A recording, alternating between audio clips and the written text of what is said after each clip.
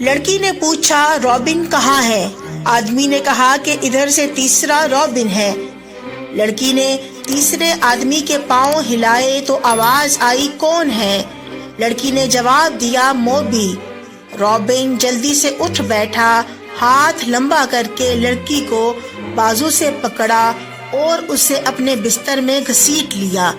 اسے اپنے پاس لٹا کر اوپر کمبل ڈال دیا اور کہا کہ سنتری نہ آ جائے، میرے ساتھ چپک کر لگی رہو۔ اس نے لڑکی کو اپنے ساتھ لگا لیا اور اس کے گال پر بوسہ دیا اور کہا میں اس اتفاق پر حیران ہوں کہ ہماری ملاقات ہو گئی ہے۔ یہ ایک معجزہ ہے جس سے ظاہر ہوتا ہے کہ خدائے یسوع مسیح بھی ہماری کامیابی کا منتظر ہے۔ وہ کافی دیر رابن کے ساتھ لیٹی رہی۔ تھوڑی دیر بعد اسے محسوس ہوا جیسے خیمے کے اندر کوئی آ رہا ہے، تو اس نے چپکے سے موبی کو سینے کے اوپر کر لیا اور دونوں بازوؤں کے اندر دبا لیا۔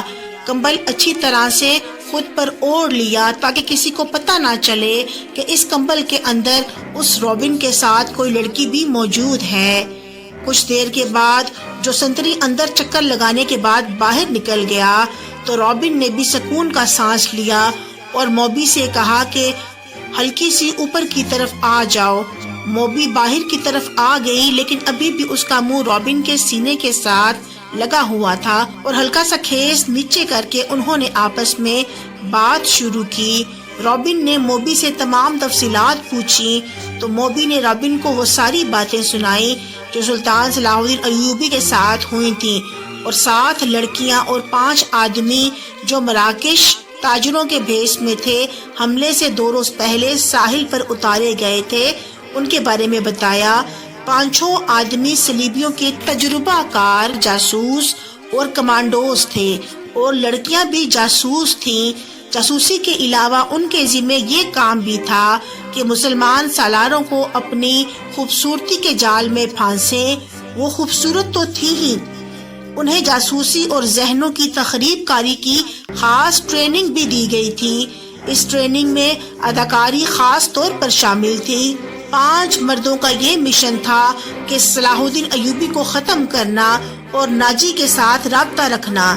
یہ لڑکیاں مصر کی زبان روانی سے بول سکتی تھی، لیکن انہوں نے یہاں پر آ کر ظاہر نہیں ہونے دیا تھا۔ رابن اس شعبے کا سربراہ تھا، اسے ناجی تک پہنچنا تھا، مگر صلاح الدین ایوبی اور علی بن سفیان کی چال نے یہاں کے حالات کا رخ ہی الٹا کر دیا تھا۔ جب تمام تفصیلات رابن نے سن لی تو رابن نے موبی سے کہا تم صلاح الدین ایوبی کو اپنے جال میں نہیں پھنسا سکتی؟ رابن نے پوچھا ابھی تو یہاں پہلی رات ہے۔ موبی نے کہا اس نے ہمارے متعلق جو فیصلہ دیا ہے، اگر وہ سچے دل سے دیا ہے تو اس کا مطلب ہے کہ وہ مرد نہیں پتھر ہے۔ اگر اسے ہمارے ساتھ کوئی دلچسپی ہوتی تو کسی ایک لڑکی کو اپنے خیمے میں بلا لیتا۔ اسے قتل کرنا بھی آسان نہیں، وہ صرف ایک ہی بار ساحل پر آیا تھا، مگر تیر خطا گیا۔ وہ سالاروں اور محافظوں کے نرغے میں رہتا ہے، لیکن پھر بھی میں کوشش کروں گی کہ کسی ایسے انسان کو اپنے جال میں پھنساؤں جس کا ایمان کچھ کمزور ہو۔ یہ کہہ کر وہ آہستہ آہستہ اپنے خیمے کی طرف جانے لگی۔ اس نے رابن سے کہا کہ ابھی مجھے جانا چاہیے، کیونکہ اگر صبح کی روشنی پھیل گئی اور ہمارے خیمے کے سنتری کو پتہ چل گیا کہ ایک لڑکی گم ہے تو مسئلہ بن جائے گا، ہم پر شک کیا جائے گا۔ تو خاموشی سے رابن نے اسے جانے دیا۔ وہ اپنے خیمے سے باہر نکلی، اس نے دیکھا کہ سنتری کا منہ دوسری طرف ہے اور وہ اونگ رہا ہے، تو آہستہ آہستہ وہ رینگتے رینگتے اپنے خیمے کی طرف آ رہی تھی کہ اچانک اسے اپنے خیمے سے کچھ آوازیں سنائی دی، جیسے کہ شاید ان کو شک پڑ گیا ہے کہ ایک لڑکی خیمے میں نہیں ہے۔ پھر اس نے سوچا کہ اگر میں اپنے خیمے کی طرف گئی ابھی اس وقت تو مسئلہ بن جائے گا، اس لیے وہ پچھلی طرف سمندر کی طرف ایک ریت کا ٹیلا نظر آیا، اس کے اوپر چڑھ گئی تاکہ اگر کوئی اسے ڈھونڈتا ہوا اس طرف آئے تو وہ کوئی بہانہ بنا سکے کہ وہ پریشان تھی یا سکون کے لیے اس طرف آئی۔ لیکن اس نے اپنے پیچھے کچھ قدموں کی آہٹ سنی اور اس نے اپنا سر پیچھے کر کے نہیں دیکھا۔ اسے لگا ایک فوجی کماندار اس کے پیچھے آ کر اسے مسلسل آوازیں دے رہا ہے، تو اس نے دونوں ہاتھ فضا میں بلند کر دیے اور اپنے جسم کو جنبش دی اور اس انداز میں کھڑی ہو گئی کہ اس کے جسم کے تمام خد و خال واضح ہو گئے. جسم کے تمام خد و خال ہلکی ہلکی اس ملگجی روشنی میں صاف ظاہر ہو رہے تھے. وہ سنتری کماندار یہ دیکھ کر بہت خوش ہوا کہ جسم تو صاف واضح ہے، یعنی کہ لڑکی مجھے اپنی طرف مائل کرنے کا پیغام دے رہی ہے. تو وہ مزید اس کو آوازیں دینے لگا اور اس کے بعد موبی دوسری طرف خاموشی سے نیچے اتر گئی.